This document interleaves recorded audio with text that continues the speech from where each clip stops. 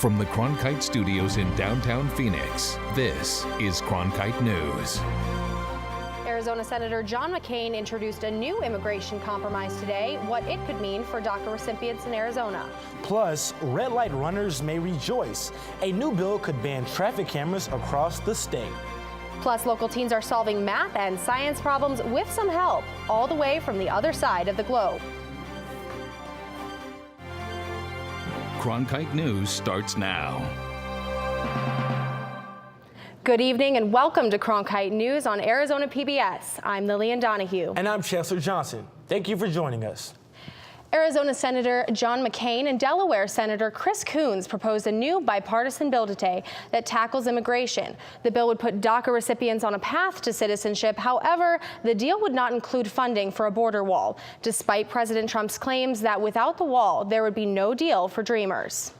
McCain said the bill would address their most urgent priorities. These include protecting dreamers, strengthening border security, alleviating backlog in immigration courts, and addressing the root causes of illegal immigration. McCain and Coons both noted it was important to end the gridlock on these topics in order to get Congress working again. Cronkite News reporter Ariana Bustos is live in our Washington bureau, where she talked to immigration experts about the proposal. The bill from Senators McCain and Coons got mixed reviews from the experts at the immigration panel this morning at the Bipartisan Policy Center. Daniel Griswold, a senior research fellow with the Mercatus Center at George Mason University, calls the proposal a step in the right direction. We don't need a 50-foot concrete wall at a time when most illegal immigrants coming into the United States aren't coming across the southwest border. They're coming in legally and overstaying their visas. The wall isn't going to do anything about that. Teresa Brown of the Bipartisan Policy Center says whether you like the bill or not, it still faces an uphill battle in the House and Senate, and then the White House. Like every other potential immigration deal out there, it's where do the votes come from? Are there enough votes for this between the Republicans and the Democrats? Will the president sign it? And that's been really the crux of the matter. It's not clear which of the various proposals, deals, undeals, frameworks can actually garner the majorities in the House and the Senate. Brown acted as moderator on the panel that met to discuss how a merit-based immigration system would work in the U.S. Representatives of the Canadian and Australian governments told the panel that the merit-based system works well in their countries. However, Griswold says it won't work the same in the U.S., and that less migration of unskilled workers allows for the possibility of higher illegal immigration. One of the problems of a merit-based system is it doesn't allow for lower-skilled migration. That's our problem in this country. It isn't that we don't have a wall. It isn't that we aren't enforcing it. It's that we don't have sufficient legal channels for hardworking, peaceful immigrants to come into the United States. The Senate bill mirrors a House proposal that has 54 co-sponsors, evenly divided between Democrats and Republicans. Not so in Arizona, where all 4 Democratic House members are co-sponsors, but no Republicans are. Live in Washington, Ariana Bustos, Cronkite News. The stock market took a major plunge today, with the Dow at one point falling nearly 1,600 points during trading. The Dow's point loss at the end of the day was 1,175, its biggest point drop of all time. But that's only a 4.6% loss, not quite as much as its worst drop during the financial crisis in 2011. In a speech at an Ohio manufacturing company, President Donald Trump didn't talk about the numbers, but focused on economic successes. Your taxes are going way down, and right now, for the first time in a long time, and you've seen it, factories are coming back, everything's coming back. They all want to be where the action is. America is once again open for business. The market slump began on Friday with a more than 600-point sell-off. Our Cronkite News reporters on the Money Beat reached out to the National Reynolds Center for Business Journalism for some context on this week's market drops. The resounding advice: investors stay put. About the number of points, we were so high that everyone was saying this can't be sustained forever. And so wham, when we saw the jobs report was strong, when we also saw that the Fed was raising interest rates, People started worrying about inflation, worrying about the market was too high, and as a result, we had our drop today. Count on continuing coverage from our reporters on the Money Beat. Follow our Cronkite News social channels for updates and find us online at cronkitenews.azpbs.org. Shaking windows and loud takeoffs are just a few of the things that disrupt the residents of Phoenix historic neighborhoods when the FAA changed the flight paths for Sky Harbor Airport. As Madison Miller reports, after a 3-year legal battle, the FAA plans to meet with the residents about the noise issue. We've had a variety of impacts in the neighborhoods. We've had windows rattle and shake. We've had difficulty in having conversations outdoors. It's really hard to have outdoor experiences. Residents of Willow, FQ Story, and other historic neighborhoods filed a lawsuit over the FAA's flight path change. That brought Sky Harbor airplanes over their homes. Last August, the D.C. District Court of Appeals found in favor of the neighbors. Part of the complaint was that they didn't give the community any notice when they changed the flight paths originally in 2014, and the community did not have an opportunity for any involvement. Now the FAA is holding 3 public meetings for the residents to learn more about the changes and express their opinions. And people will be able to view some basic videos about how air traffic control works. They'll be able to see the changes that we're proposing. Neighbors hope the plan means the neighborhood will once again be peaceful. Picnics, quiet time, reading a book outside. I mean, this is the time of year where we want to be outside. Not only will the FAA attend the workshops, environmental specialists will also be there to answer any questions or concerns. In Phoenix, Madison Miller, Cronkite News. The hearings will be held at 5 p.m. at the following locations: Tuesday at Maryville High School, Wednesday at Cesar Chavez High School in Levine, and Thursday at Horizon High School in Scottsdale. A bill to completely ban photo radar cameras is up for a vote at the state Senate Capitol this afternoon. Reporter Nicole Gutierrez is back at the Capitol to track the latest on House Bill 2208.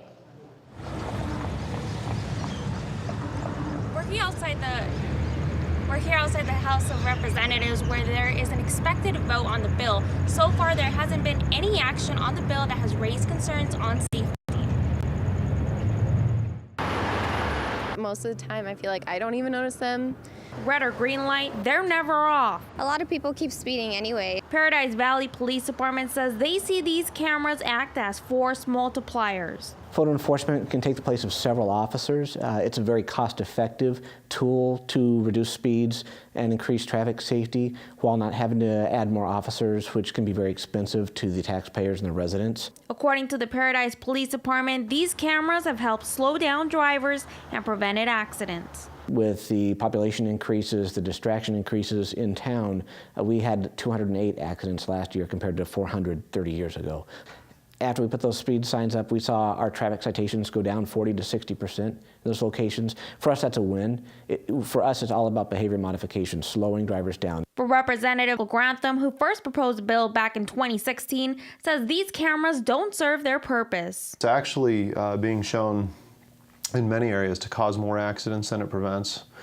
It's turned into a massive revenue generating tool, which is why towns like Paradise Valley are so interested in keeping photo radar. Photo radar cameras in cities are a statewide concern, according to Grantham. Only affecting the citizens of their town, but they're affecting everybody who has to go through their town to go from point A to point B. Neighbors like Tolton say they've seen cameras go off at wrong times. I've seen them, either they're working when people are not obviously accelerating the speed, or maybe it's another car that causes it to go off and then it's a secondary car. So I'm not a big fan of them. This legislation comes up every year, so it's not a new thing for us. What we really want people to get across is, for us, this is about traffic safety. It's not about revenue. And anytime you privatize law enforcement, you really incentivize bad behavior. What you basically have right now is you have private industry profiting off of their ability to issue more and more tickets. We're still in standby. In Phoenix, Nicole Gutierrez, Cronkite News. With another rise in minimum wage, some companies are taking innovative steps to save money. Coming up on Cronkite News, how these problem-solving techniques, like installing self-order kiosks, may actually be costing people their jobs. One STEM program has some Valley High schoolers going the distance when it comes to science projects. Their lab partners are in Egypt. We'll explain. I'm Judy Woodruff, anchor and managing editor of the PBS NewsHour. The journalists of tomorrow face a fast-changing media landscape, but quality news remains vitally important to our communities, our country, and our world. At ASU's Walter Cronkite School of Journalism and Mass Communication, students learn solid, reliable reporting, holding the powerful accountable, and rebuilding the public's trust. The Cronkite School and Arizona PBS, preparing the next generation for a stronger future of journalism. As journalists at Cronkite News, we report on stories that matter to you by focusing on the local impact. We dig deeper and work tirelessly to keep you informed. Live in Wickerburg. Live in Los Angeles. In Cleveland. In Washington. In Louisville. From Jerusalem. Live in Philadelphia. From around the world to right here in Phoenix. At Cronkite News, we report the facts and stick to the truth. Millions of people die every year from drinking dirty water. I would never have felt I had the ability to do something without ASU pushing me. We built filtration systems out of local materials with the people. To see those kids drink clean water for the first time, it's the most rewarding feeling that you can ever have. I went to ASU because I wanted to change the world. The thing I never would have expected is how the world would have changed me. A new paper from the Goldwater Institute says boosting minimum wage has an often overlooked impact on taxpayers. In a case study based on Arizona's Department of Developmental Disabilities, the paper notes that without proper training to help low-wage workers, Arizona's minimum wage hike will either result a greater taxpayer burden or diminish quality of service. Los Angeles Bureau reporter Brooke Gangabai is tracking the minimum wage impact across the Southwest. Brooke? Thanks, Chancellor. Both Arizona and California increased their minimum wage by 50 cents this year. The concern with the increase is that it may cause employers to eliminate jobs. I visited McDonald's with self-serve technology in Inglewood, not far from here, and found out this automation has not replaced traditional jobs yet. Into this Inglewood McDonald's and submitting your order is as easy as this. It's one of many Southern California fast food restaurants which have adopted a self-serve method of ordering. It helps with the average check per customer.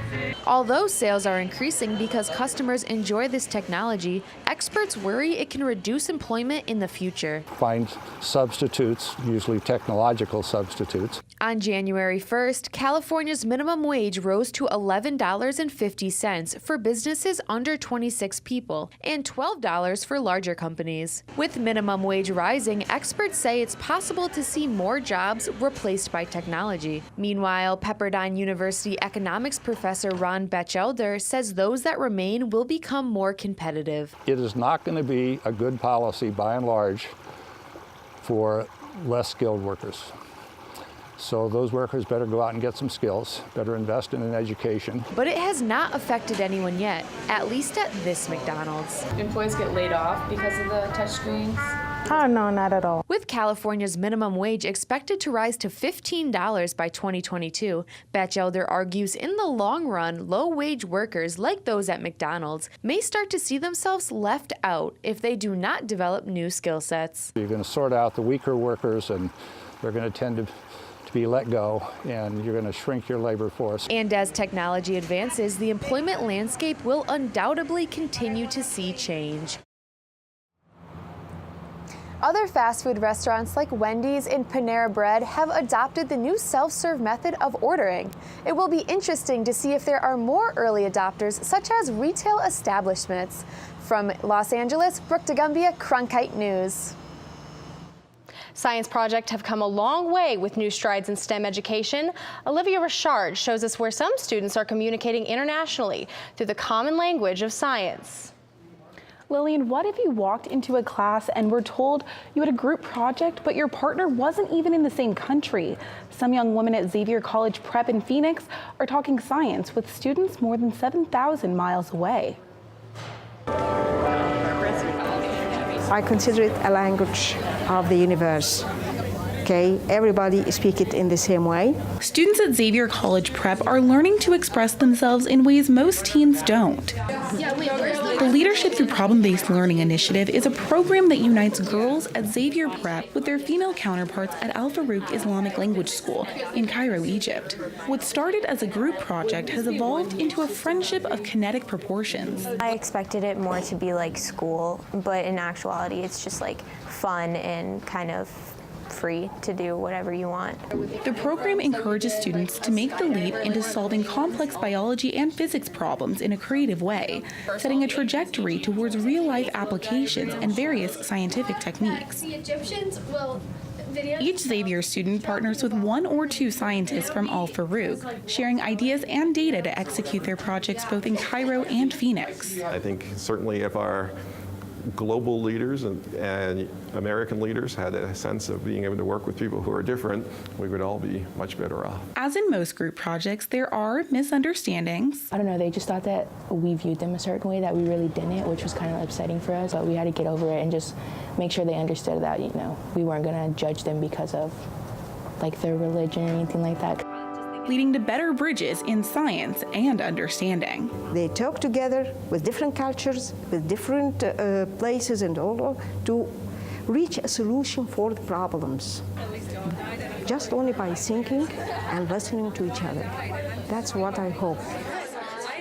This is the first year for the program, which is funded through the U.S. State Department's Stevens Initiative.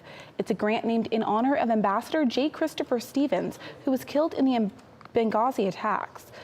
The goal is to expand the partnership to include other countries like China, India, Greece, and Japan. In the broadcast center, Olivia Richard, Cronkite News.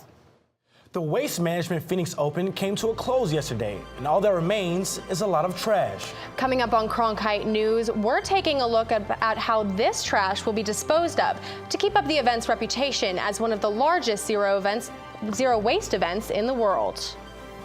And believe it or not, temperatures are still going to continue to rise. Stay tuned for your full 7-day forecast. I'm Ted Simons, host and managing editor of Arizona Horizon. Join us each weekday at 5:30 and 10 as we bring you the top newsmakers who impact the state. We cover the stories in depth that shape and affect our local communities, and we take the time to ensure that all voices are equally heard. For more than 30 years, Arizona Horizon has been your voice and your source for what matters most, right here on Arizona PBS.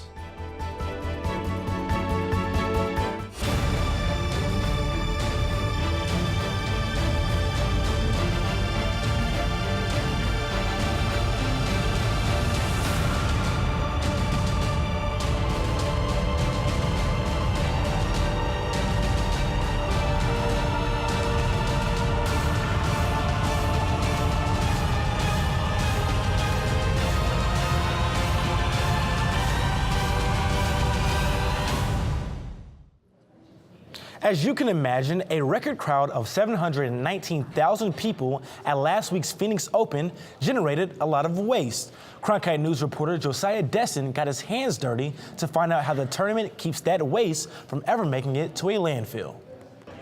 A stuffed gopher in a boat in the lake alongside the 18th hole at TPC Scottsdale helped the Waste Management Phoenix Open minimize waste over the weekend. The green gopher is literally a gopher driving a speedboat. He zooms around the lake, and when the birds see him coming, they fly away. So that way they don't roost on the nest, and then we have another form of waste to deal with. That green gopher represents just one of many efforts to limit the environmental impact of the largest golf tournament in the world, one that officials say diverts over 1 million pounds of waste each year and sends nothing to the landfill. This is one of the best examples of sports and sustainability mingled together because they're doing it all. They're doing the back of house, they're doing the front of house and communicating with the fans, really demonstrating this.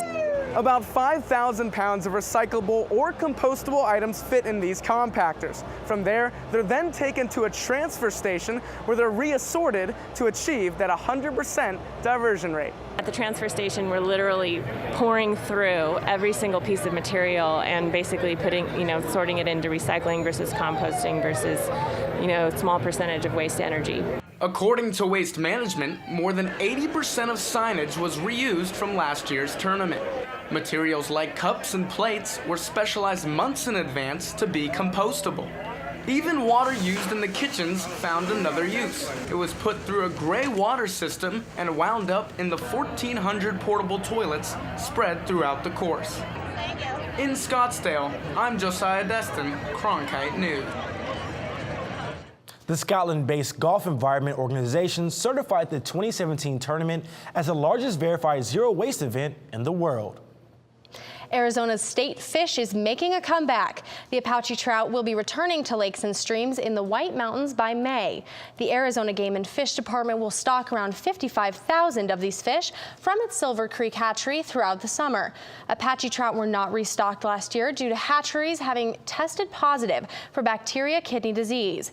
The fish will be stocked into various bodies of water, including Lee Valley Reservoir, the east and west fork of the Black River, and the west fork of the Little Colorado River. The weather was perfect this weekend for getting outside. Holly Bach is tracking our weather to see if these warm temperatures will stay with us this week. And guys, these warm temperatures are going to be staying with us throughout this week. But right now, we are sitting at our high of 80 degrees, and it was a beautiful day out there today. Heather from Tempe sent in this photo at Tempe Town Lake, and Amanda from Flagstaff sent in this beautiful photo from up north earlier today. Now, going into our evening, just around 7 p.m., we are going to be at 73 degrees, clear skies throughout the day. And going into tomorrow, we are going to hit our high of 80 degrees once again around 4 p.m. And like I said, clear, beautiful skies out there tomorrow as well. Looking around the state of Arizona, we have temperatures at 59 degrees in Grand Canyon, 61 degrees in Show Low, and 79 degrees in Tucson. Now heading through our week, we are going to be in the 80s throughout the rest of the week. Thursday is going to be our warmest day at 84 degrees. And if you've been hoping for a cool down, you are going to get that on Sunday. Our high is 72 degrees with a low of 49. For Cronkite Weather, I'm Holly Bach. An extension to the light rail will soon be coming to the valley, and with it, it'll bring new art. Coming up on Cronkite News, how these artists are using transportation to connect with commuters.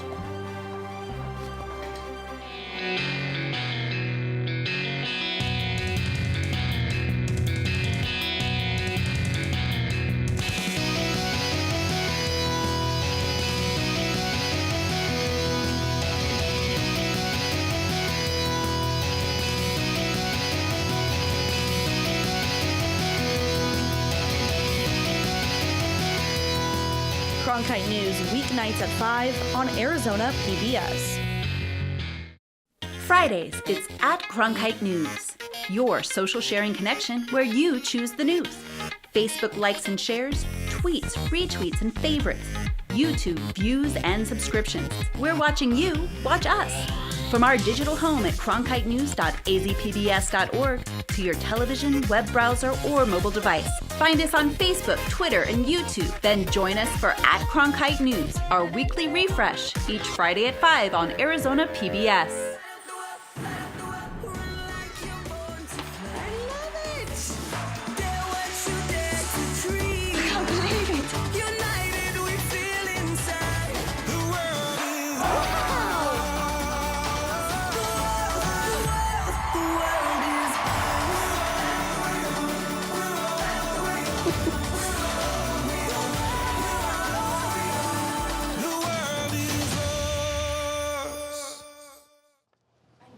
Valley Metro artists and South Phoenix community members all came together over the weekend at a public meeting discussing and showing the kind of artwork that will be an important part of the light rail planned for that part of the city. Residents weren't shy about expressing their thoughts about the art that will adorn the light rail extension planned for South Phoenix, cutting through some of the area's most central districts.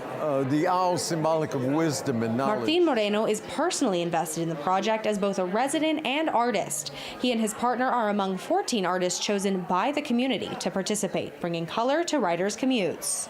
We're both longtime residents of South Phoenix, so we know the area. And we're real honored to be selected as representatives of the community. Martin's project will give residents the opportunity to actually become a part of the artistic process. The hand-painted tiles will be designed by the community. We'll hold a number of workshops where they will come up with the ideas. The light rail extension will span 6 miles into South Phoenix and include 11 new stops. It will be another form of transportation for those who work and live there, hopefully helping to continue revitalize the area. The miles-long extension is going to run all the way down Central and end right here at the intersection of Baseline. South Phoenix itself, it's a very diverse community. There's so much rich history and culture, and we really want to make sure that we capture that with the South Central project. I'm excited for it to come. The community I work in has been waiting for this. People want their stories shared, and they also want to be inspired and hopeful for the future. And I think that that's what this community meeting, like this do. Valley Metro officials are planning more community meetings with the residents during the planning process. Once started, the construction of the South Phoenix Light Rail extension is expected to last until 2023.